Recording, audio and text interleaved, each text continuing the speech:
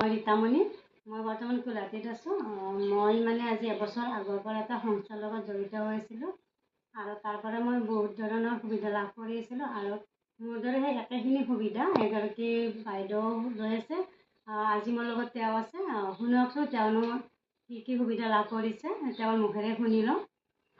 নমস্কাৰ, মোৰ নাম বিনীতা কলিতা দাস। মই মুদিকাৰত জইন কৰিব আজি 2 বছৰে হ'ল। এই 2 বছৰৰ ভিতৰত তাৰমানে মই প্ৰত্যেক মাহে মাহে ঘৰত যিখিনি তাৰমানে সামগ্ৰী লাগে তাৰমানে বজাৰ কৰি আহি আছোঁ।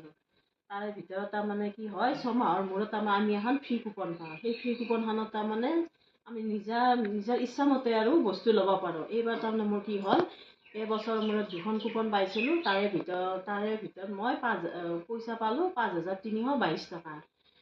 মই তাৰমানে ভাবিছোঁ আৰু এইবাৰ তাৰমানে নিজৰ ইচ্ছামতে বস্তু লৈছোঁ আৰু সেইটো হৈছে এই গিফ্ট লৈছোঁ। আৰু তাতে মোৰ কি আছে, এই গিফ্টটো 2খন এই ধচা টাৱা আৰু এটা কেৰাহী আছে আৰু এটা ছেটত আছে 18যোৰ কাঠপ্লেটৰ ছেট।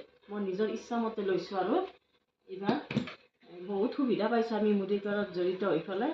আপোনালোকেও আমাৰ নিচিনাকৈ এনে কৰি চাব পাৰে আৰু বহুতখিনি সুবিধা আৰু ইয়াত পাই। তাৰমানে বহুত ধন্যবাদ দিছোঁ আৰু মুদিকাৰত এইখিনিয়ে আৰু আমাৰ। হয়, শুনিলে আপোনালোকে তেখেতৰ মুখৰ পৰা তেওঁ প্ৰতি ছমাহৰ মূৰে যিখিনি মানে কুপন পায় প্ৰডাক্ট লোৱাৰ বিনিময়ত, আৰু এবছৰত তেওঁ যিখিনি পাইছে আৰু বৰ্তমান তেওঁ যিটো গিফ্ট লৈছে তেওঁৰ সূচীমতে 1 টকা এটা নিদিয়াকৈ তেওঁ যিহেতু ইমান ধুনীয়া সুবিধা গ্ৰহণ কৰিব পাৰিছে। আৰু মই ভাবোঁ যদি আপোনালোকেও তেনেকুৱা সুবিধাবিলাক গ্ৰহণ কৰিব বিচাৰে আমাৰ লগত কণ্টেক্ট কৰিব, আমি গোটেইখিনি আপোনালোকক জনাই দিম। Thank U.